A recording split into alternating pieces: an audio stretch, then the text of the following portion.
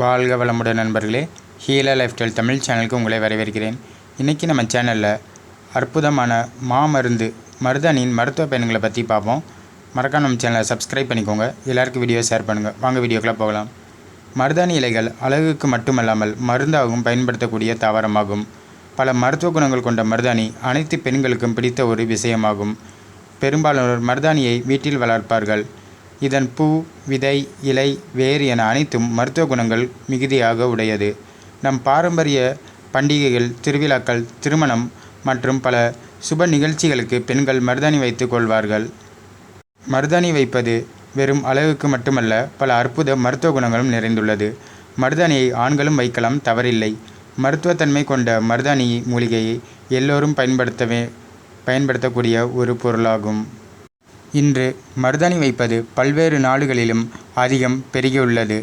நம் உடலின் நலனுக்காக நம் பாரம்பரிய மருத்துவத்தில் மருத்துவ ரீதியாக மருந்து தயாரிப்பதில் பயன்படுத்தப்படுகிறது.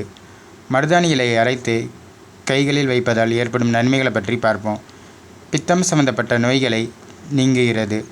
உடல் அதிக வெப்பத்தால் ஏற்படும் பிரச்சனைகளை குறைத்து உடலில் சீரான வெப்பத்தை நிலையாக வைக்க உதவுகிறது இந்த மருதாணி. பெண்களுக்கு ஏற்படும் அதிக இரத்தப்போக்கு, வெள்ளைப்படுதல் போன்ற பிரச்சனைகளை தீர்க்கக்கூடியது. கண் குளிர்ச்சி பெற உதவுகிறது. கண் பார்வை அதிகரிக்க செய்கிறது. மருதாணி இலை சிறந்த கிருமி நாசினியாகவும் செயல்படுகிறது. உடலில் இருக்கும் கழிவுகளை நீக்கக்கூடியது இந்த மருதாணி இலைகள். பித்தப்பை கற்களை நீக்கவும் பித்தம் சம்பந்தப்பட்ட நோய்களை தீர்க்கக்கூடியது இந்த மருதாணி இலைகள். தலைக்கு தேய்த்து குளித்து வர முடி உதிர்வு பிரச்சனைகள் தீரும். தலை சம்பந்தப்பட்ட நோய்கள் நீங்கும். மேலும் கால் பாத எரிச்சல் நீங்கும்.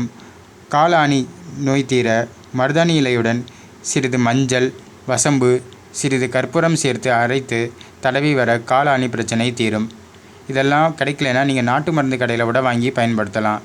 வாய்ப்புண் ஆற மருதாணி இலையை அரைத்து தண்ணீரில் கலந்து வாய் கொப்பளித்து வர வாய்ப்புண், வாயில் உள்ள கிருமிகள் நீங்கும்.